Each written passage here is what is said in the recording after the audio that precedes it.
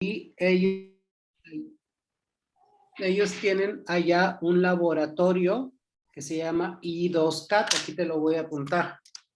¿Tecno qué dijiste? Tecnoantropología, es lo que nosotros hacemos.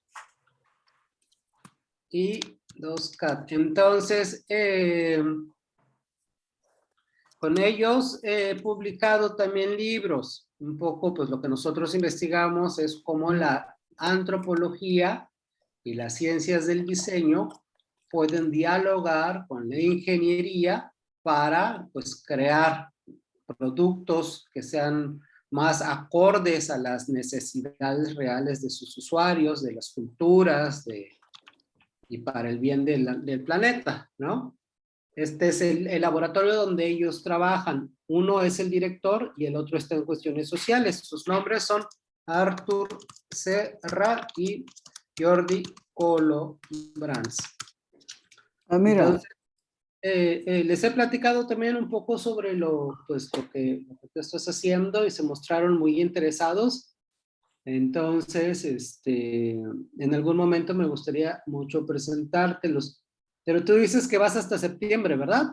Voy en septiembre y a Arthur, México, ¿no? Sí. De septiembre a diciembre. Ah, ok, bueno. Pues ya con calma. Espérame tantito.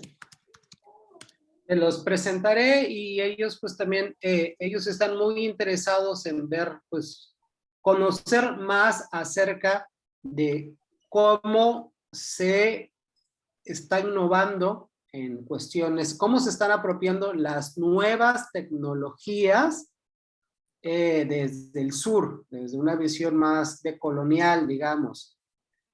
Quieren aprender de lo que se hace en Latinoamérica, de lo que se hace en otros lugares. Entonces, pues con ellos escribí un artículo, de hecho, que no sé si te lo compartí, donde hablo un poco sobre los diferentes tipos de Fab Labs que hay,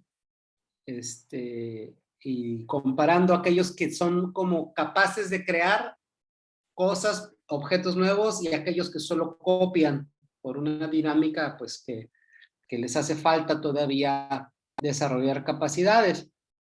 Ese es el libro, precisamente, ese es el libro. Este es el que leí. Ahí viene un artículo de Jean-Luc, ¿no?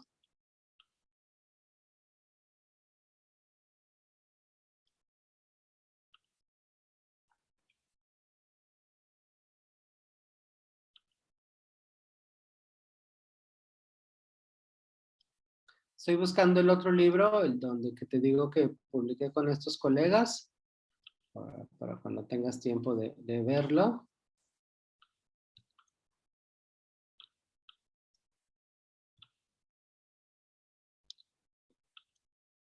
Aquí te los estoy pegando.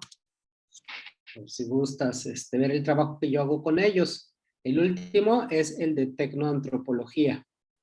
Y es un poco lo que queremos seguir trabajando, impulsando y pues siempre creando redes, ¿verdad? Entonces yo estoy muy agradecido de que pues Jean-Luc me haya presentado contigo y que pues tú tengas me hayas extendido esta invitación para poder trabajar en este proyecto editorial. Yo estoy un poco en realidad con mi agenda apretada, pero tenía la intención de sacar en el verano pues pendiente, ¿verdad? Yo ya salgo de vacaciones, digamos, en 10 días más o menos, y tengo la intención de ponerme a trabajar ya duro en ese capítulo. Y quería pues preguntarte cómo estamos en tiempos y Sí, comentar un poquito del tema que quería abordar. sí, justo ahora tengo esto de repente para hacer estuve comentando con ayer Emilio Vélez también, ¿no? Era sobre el concepto sobre el cual se está, o el concepto del libro, ¿no? Es entender de qué va el pensamiento o la tendencia, ¿no? De los proyectos que se van realizando y cuál es la orientación. Y para eso hice este esquema, que es un diagrama de eje de tensión, donde de alguna manera se trata de ubicar, ¿no? A los proyectos de los que están participando en este libro, ¿no? Y ver hacia dónde se llenan, pues, como que los puntitos, ¿no? Claro que sí. Y identificar por qué ocurre eso. Esto de acá también lo hemos hecho en el libro anterior, pero enfocado a los proyectos de investigación o los proyectos vinculados a, a, a artesanías, ¿no? Claro. Entonces, no, eso lo tengo acá. Creo mejor lo tengo acá más documentos. Presentación. ¿Dónde está? Voy a dejar de compartir acá. Claro. Entonces, este es el libro, el anterior que tienen, que seguramente. Y es algo como esto, ¿no? Entonces, a raíz de esta...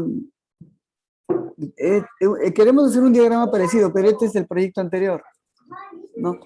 Entonces, aquí hablamos de patrimonio cultural, tecnología, ¿no? Y sobre esos ejes que son contrapuestos, se establece pues una lógica para poder entender, ¿no? Todo el fenómeno que está pasando. De alguna manera, ubicarlo, ¿no? Un diagrama, en un mapa mental, ¿no? Algo así. Y es lo que queremos hacer ahora también con este proyecto, ¿no? O sea, entender desde la lógica, ¿no? Bueno, he puesto patente, pero creo que mejor cabe propiedad intelectual, ¿no? Dado que la propiedad intelectual, ¿no? Y el open source son dos conceptos que podrían entenderse que son opuestos, ¿no?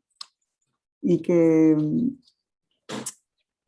también estamos manejando este concepto de fabricación digital y fabricación tradicional, ¿no? ¿Cómo en qué medida estos proyectos se pueden relacionar y cómo usando este diagrama se puede entender lo que está ocurriendo, ¿no? Todos los fenómenos. Claro. Walter, me parece muy bien que pues está en esos cuadrantes.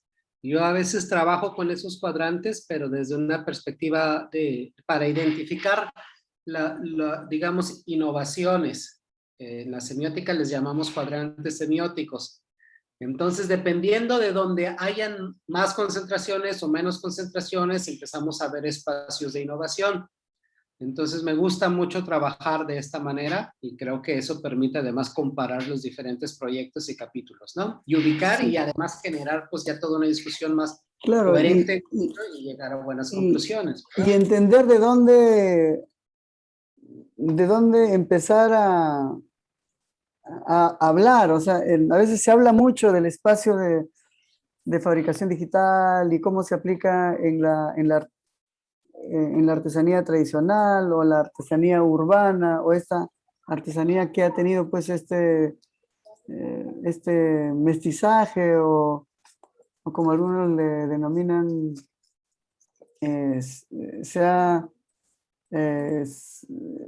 embebido, ¿no? dentro del sistema productivo, ¿no? Y a veces tú no entiendes en qué momento deja de ser artesanía tradicional y en qué momento está tomando un rumbo que ya pierde pues todos esos valores y ¿por qué hablamos de la patente o de la propiedad?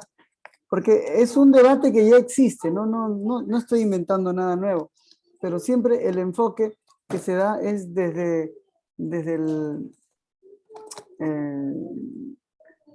desde una mirada más como académica, ¿no? O sea, sin tomar en cuenta los actores que están inmersos, ¿no? Por eso es que me parece simpático que las personas que están embebidas en todo este tema puedan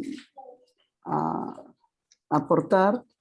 ¿Y por qué patentes, no? ¿Por qué propiedad intelectual? Porque existe pues todo este debate de que se está explotando los recursos por hablar, ¿no? De los biológicos, ¿no? De los principios activos de algunos medicamentos, ¿no? Claro. Se habla, por ejemplo, hay un dato por ahí que dice que una farmacéutica para que desarrolle un fármaco tiene que hacer como 10.000 pruebas, ¿no? Para encontrar una comercialmente viable, ¿no? En cambio, cuando se dan a las comunidades, solo tienen que preguntarle al chamán del lugar, oye, ¿qué hierba usas para, no sé, para evitar el embarazo o para que te has cortado, ¿no? Entonces ellos lo que hacen estas farmacéuticas es van a una comunidad, le preguntan y le dicen una hierba, ¿no? O van a otra comunidad y dicen la misma hierba, entonces estudian esa hierba. Solo tienen que hacer 2 análisis y ya tienen su principio activo, lo patentan y el recurso eh, eh, que le ha costado pues a una comunidad miles de años, o sea, lo explota comercialmente otra. Ese es por poner un tema, ¿no? Por hablar, podemos hablar también de los principios estos de la estética, ¿no? La estética. Así es. Y en México creo que hay ejemplos más significativos, ¿no? Que empresas de mucho prestigio se copian o se apropian, ¿no? Y no le reconocen pues los beneficios económicos a las comunidades que de alguna manera son los que poseen. Y hay todo un debate, ¿no? O sea, ¿quién es el dueño, no? ¿Quién es el dueño de esto? Pero en Además vista, dicen que te inspiran, ¿no? claro, ¿no? O sea, dice que se inspiran, pero lo que es están robando, ¿no? Exacto. Entonces, ya hay un debate moral en el que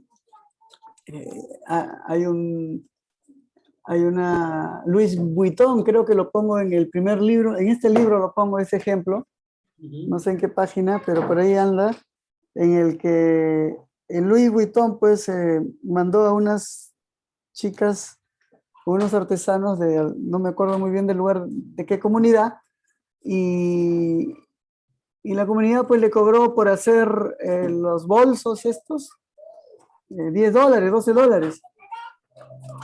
Y Louis Vuitton lo vendió pues en París con todo el discurso y toda la narrativa pues de protección a las comunidades, este discurso, ¿no? Y lo vendió en $1.800. Imagínate, qué ridículo. Entonces, hay un doble discurso, doble moral. Bueno, yo sé que de repente las comunidades estaban felices con los $10, ¿no? O $12, que es lo que venden, ¿no? Pero ahí salta el debate, ¿no? O sea, obviamente estas son comunidades que no conocen nada de propiedad intelectual, no producen, pero yo creo que los profesionales estamos en el campo del diseño. Yo soy más ingeniero que diseñador fashion. Entonces, cuando me toco con este mundo, empiezo a descubrir un montón de incongruencias, ¿no? Que no solamente lo comparten conmigo, con Trinidad hablé en México y ella me mostraba de otros casos más, ¿no? Que habían. Y empezó a salir pues todo un rosario, ¿no? De casos. Entonces, no es que yo solamente tenía esa sensación, ¿no? De que algo andaba mal, de que... y también hay otro dato interesante, ¿no? O sea, leí también un artículo por ahí donde decía que, o sea, lo que mueve pues toda la industria de los cosméticos en base a conocimientos ancestrales, ¿no? Son millones y millones y millones de dólares, ¿no? Y han usado el sistema de propiedad intelectual como una manera legal de expropiar estos conocimientos para un grupo pequeño, ¿no? Entonces, lo que hizo Louis Vuitton, poner su marca y lo vende por, no sé, 20 veces más, ¿no? Más o menos creo que es. O no sé cuánto. No, no, más, Es no, más, ¿no? Que cien veces más. me quedo corto. Sí, qué Pero eso está ridículo. mal. No, Entonces, yo creo, Walter, que estamos en el mismo canal, tenemos reflexiones similares, y aunque tú diste la libertad en la última junta que tuvimos pues, que cada quien diera su opinión, ¿no? sí. Creo que coincidimos un poco en lo que, en la moral y la ética que hay detrás de esto, ¿no? ¿A quién le está sirviendo realmente, digamos, la patente y el open source? ¿Y cuáles son los problemas de esto? Podemos meter el conocimiento indígena a código abierto, a open source. ¿Estamos preparados o no? Porque ya sabemos que hay del otro lado. O debemos de crear una especie de patentes, leyes de excepción, una especie de intercambio, primero solo dentro de comunidades indígenas que estén dispuestas a proteger, preservar y respetar, y ya después quizás en conjunto negociamos con otro tipo de agentes no indígenas, no sé, o sea, aquí Es, justo de lo que se trata es de reflexionar, es que ¿no? esa legislación no existe y como las leyes de protección intelectual son nacionales, entonces ahí hay un debate y por eso es interesante que sea a nivel internacional, porque eso le da una mirada más global y ataca el problema desde diferentes miradas, ¿no? Y yo creo que eso es lo importante y lo rico, ¿no? O sea, yo siempre lo digo y no me voy a cansar de decir, o sea, lo rico de estas publicaciones, o sea, no es el que una persona dé su opinión, sino es cómo todas las opiniones coinciden y tienen un denominador común, ¿no? O sea, que se han dado cuenta de un fenómeno, de un problema que ocurre, ¿no? Y yo creo que los llamados somos nosotros que de alguna manera vivimos en ese en ese mundo, eh, o por lo menos en mi caso, que he tenido contacto con comunidades, mi familia pertenece a una comunidad andina, ¿no? O sea, yo de repente tengo la formación ya más académica, más occidental, pero siento ese llamado a reflexionar, ¿no? Ya que humanamente ya el tiempo de vida que me queda, o que nos queda, o sea, no veamos estos cambios, pero sí yo creo que es sentar las bases eh, teóricas o abrir estos espacios para que se pueda las siguientes generaciones tomarlo, ¿no?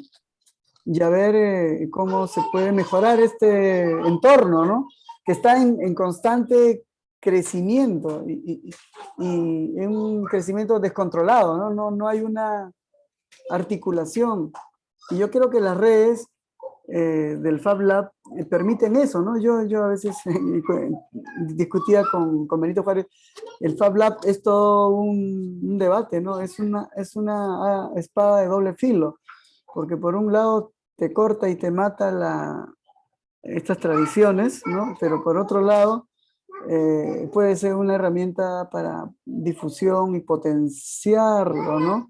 En los jóvenes, que son los que más están vinculados con el tema de la tecnología digital y podemos encontrar este nexo, esta comunión, este puente, ¿no? Entre las comunidades antiguas y los jóvenes, ¿no? Y construir ese nuevo modelo de artesano digital o pensarlo o, o repensarlo, ¿no?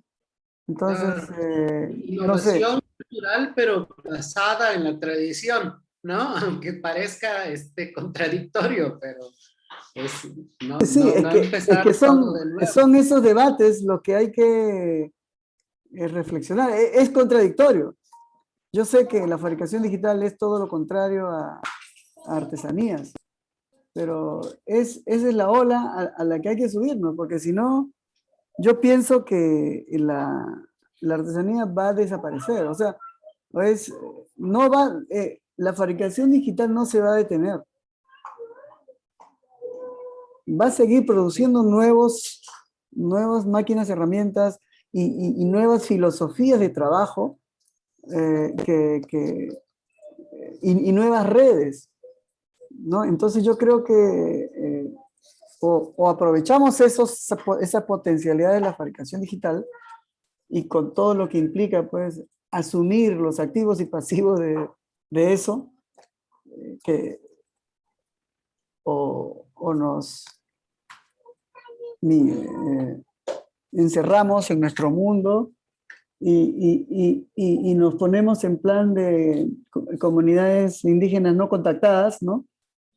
Que no, tampoco creo que es conveniente porque si no desaparece, ¿no? O sea, no sé, ¿cómo lo ves tú? No sé, yo creo, ya el debate está ahí. Estoy totalmente de acuerdo con tus ideas, Walter, y creo que es una fortuna que vayamos a discutir más a fondo en este libro y cuando les visite, ¿verdad? Sí, sí, Yo sí.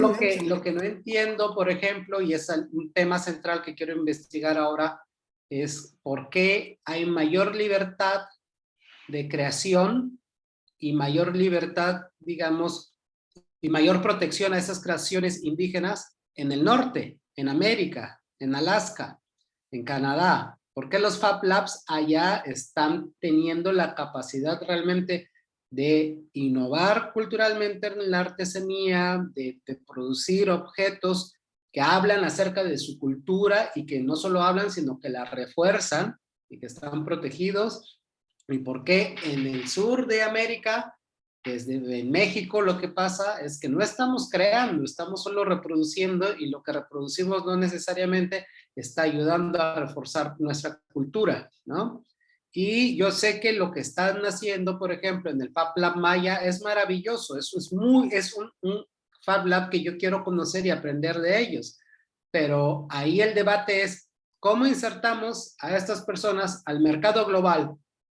De eso se trata solamente, ¿no? Pero quizás hace falta el otro pie, y el otro pie es no solo para vender más, sino para que seamos cada vez más una cultura moderna, fuerte, que todavía reflexione en su tradición, que herede a sus nuevas generaciones este conocimiento ancestral, pero que las nuevas generaciones también se apropien de las nuevas tecnologías, para que, como dices, no queden aislados y tampoco solo produzcan para vender al mercado y competir con China, sino para reproducir su cultura y sentirse orgullosos de ella, ¿no?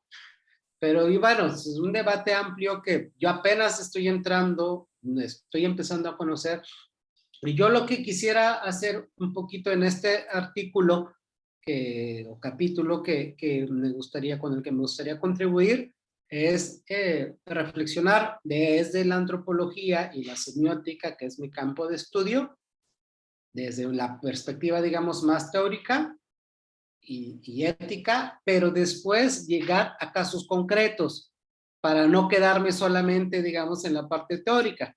Y los casos concretos que quiero manejar son simplemente dos. Uno, el Fab Lab Tijuana, que es con el que yo tengo más contacto, está empezando a producir artesanías digitales, pero estas artesanías pues son copias, tienen más de diseño que realmente digamos, de una tradición cultural profunda. Y no los podemos criticar, pues es lo que ellos están decidiendo hacer, ¿no? Pero el caso es, quiero hacer un estudio con ellos y entender cuál es su lógica detrás, ¿no?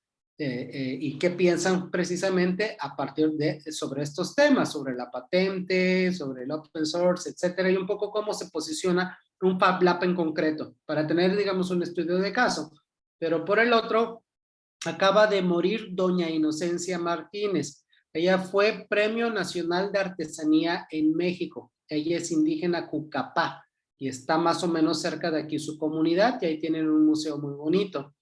Yo tuve la fortuna, de hecho, de comprarle una de sus artesanías, que son collares de Shakira. Falleció la semana pasada.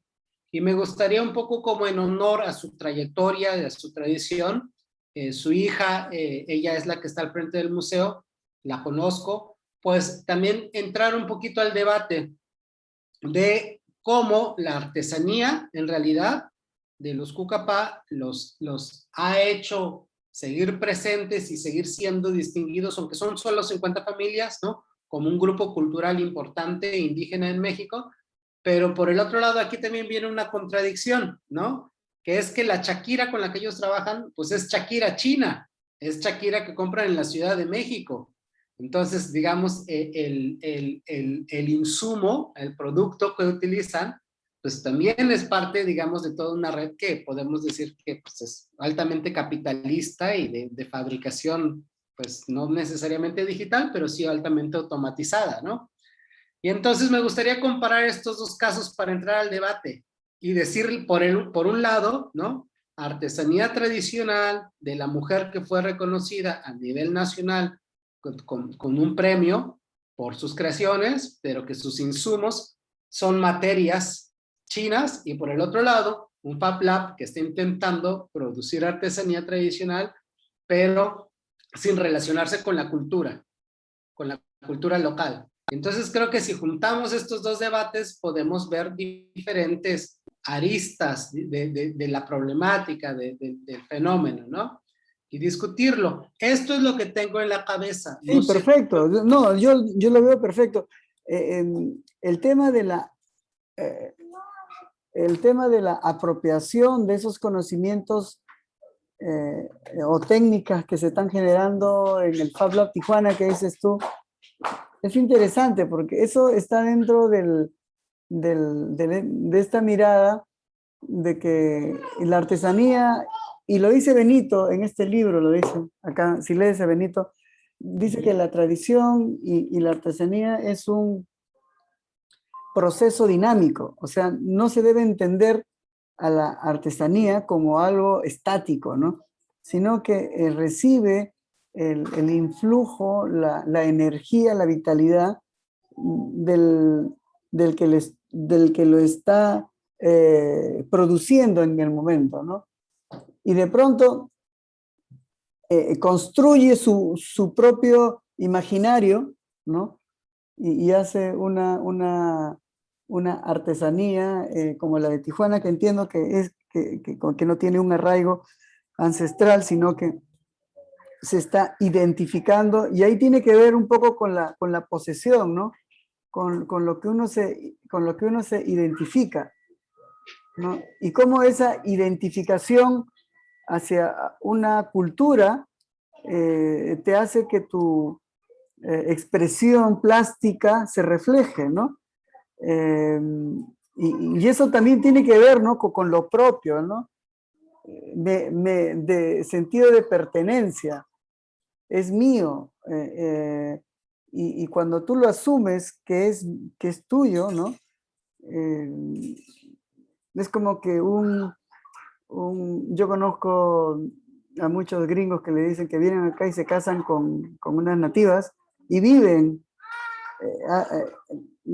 Estos gringos locos asumen, ¿no? Adoptan la nacionalidad, la identidad, la cultura, y aprenden el idioma y se expresan y se sienten felices porque sienten que han encontrado su esencia, su quinta esencia, ¿no?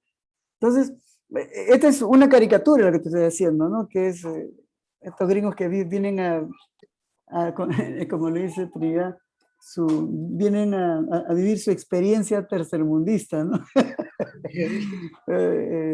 No, entonces, pero en el mejor sentido de la palabra, o sea, yo he estado en lugares donde tú técnicamente te enamoras de la cultura. O sea, yo cuando estuve en México y miré sus danzas, esa con las plumas, pero qué bonita cultura. ¿Cómo me gustaría ser de acá? Y realmente que cuando uno quiere diseñar algo, siempre se lleva eso y en algo afecta, ¿no? Y más en tu caso, o en el caso de las personas que se mudan y se emplazan en un lugar, como le decía,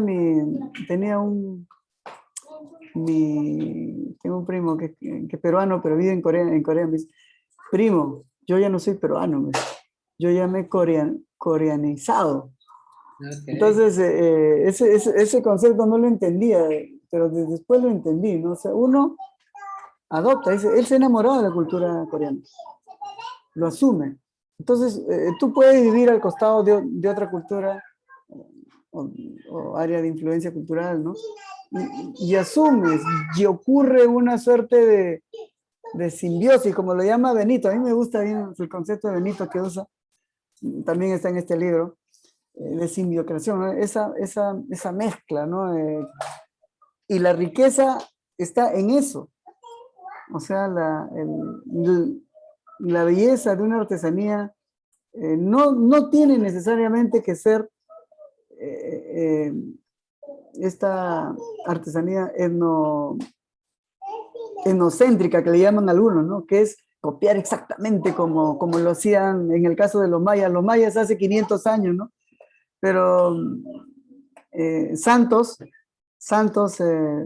Carlos Santos, que es un español, me dice, Walter, pero en esas conversaciones, pero Walter, pero hablando de la cultura peruana, mira, me dice, pero ¿no te parece que si los incas hubieran, así me desencojonó, ¿tú no crees que si los incas hubieran conocido la máquina láser, qué hubieran hecho con eso? Y ¿te imaginas? Me dice.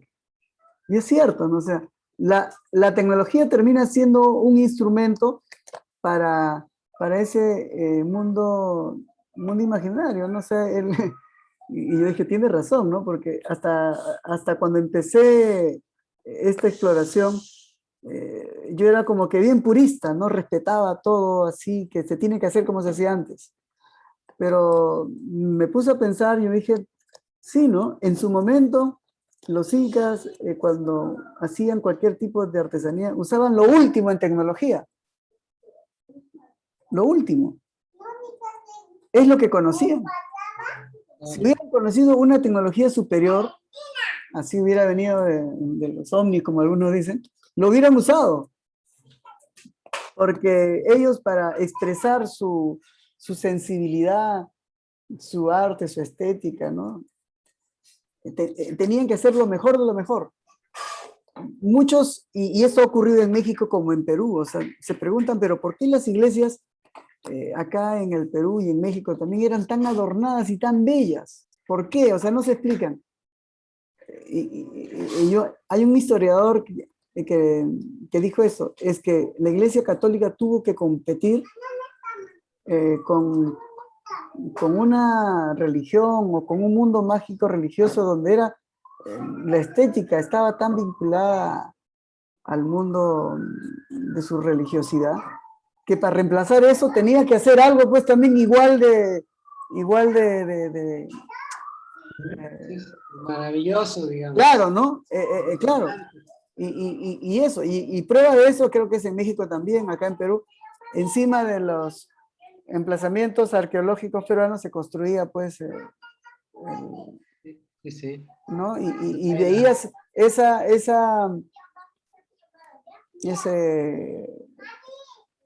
sobreposición muy hermosa en muchos casos, ¿no? Pero eso, por ejemplo, es una manera de entender el mundo, la verdad, de tratar de comprenderlo, ¿no?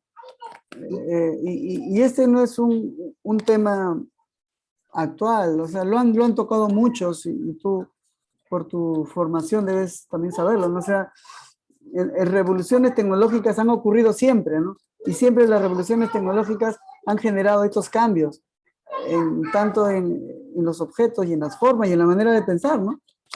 Porque hay un autor por ahí que nos dice también, ¿no? O sea, en este concepto, ¿no? En la medida de tu entendimiento y tu cultura tecnológica, tú, en función a esos conocimientos, tú entiendes el mundo, lo interpretas, ¿no? Y resuelves problemas en base a esos conocimientos, ¿no? Sí, sí. Entonces, eso no es mía, ese es de un autor. Pero yo agregaría a esto que parafraseando también a Benito, que dice, ¿no? Que es que el proceso creativo y el Fab Lab es una muestra en el que es un espacio donde se ha acelerado el proceso de prototipado de cosas que puedes hacer Yo he hecho para mis telares, en una mañana me he hecho como 10 prototipos diferentes. Eso se puede hacer ahora. Claro. Antes, de repente, en la época de los incas, para hacer un prototipo, pucha, que te demorabas pues porque tenías que buscar la madera o la piedra. Un año, Sí, sí, sí. ¿no? Imagínate. Y supongo que en México también, igualito, en el mundo antiguo, ¿no? Y en Europa también, ¿no? Pero ya esta versatilidad y velocidad de producir cosas, hacer cosas, darle el poder a los jóvenes o a los diseñadores de hacer tanto en tan poco tiempo, te obliga a una reflexión sobre la propiedad intelectual de todo lo que produces. O sea, si yo contigo nos sentamos y hacemos un diseño juntos, cuando tú intervienes, lo dejas en una etapa y yo lo continúo y lo termino y otro viene, ¿quién es el dueño? Exacto. Sí, ¿No? sí, sí. Es el Entonces, dilema. es un debate delicioso porque tú no sabes a qué vamos a arribar, ¿no? O sea, porque de pronto al final de esta reflexión nos damos cuenta que el valor comunitario deshace pues, todo el principio de patente y propiedad intelectual que nos ha impuesto un sistema colonial en el que nos ha demostrado también que ha servido más como un instrumento de expropiación, de expoliación, ¿no? Y también digámoslo también, como de desprecio, ¿no? Por estos conocimientos ancestrales, ¿no? Claro, Porque es un si, ¿no? derecho positivista, ¿no? Un Claro, ¿no? O derecho sea, positivista occidental que no necesariamente casa con las formas tradicionales de compartir sabiduría en otras comunidades. entonces cuestionar eso yo creo que es importante, porque Claro que nos han vendido una cosa, ¿no? O sea, en la universidad nos han dicho, no, no, no, ojo, un momentito, dice. Acá se respeta lo que tú has investigado, tu descubrimiento lo patenta y es tuyo, sí. ¿no? Eso es lo que dice por un lado, ¿no? Pero, pero no te dice de que, o sea, tú has investigado y de alguna manera cuando investigas estás robando la información de todos lados, ¿no? Porque esa es investigación, ¿no? Para Occidente. ¿No? ¿Qué es investigación? Entras a un artículo, miras una cosa, entras, o sea, patentas, eres un ladrón formal, tienes, Hola, Walter. Hola, como hola. sí, sí, habla, ¿me escuchas? Ah, sí, disculpa, se cortó, no sé por qué, Sí, el mío creo que pero, es mi señal. ok, Walter, te iba a comentar, es que tengo una junta con un estudiante a las 11. Ya, no hay problema, no hay problema. Entonces, yo creo que ya suficiente hemos hablado.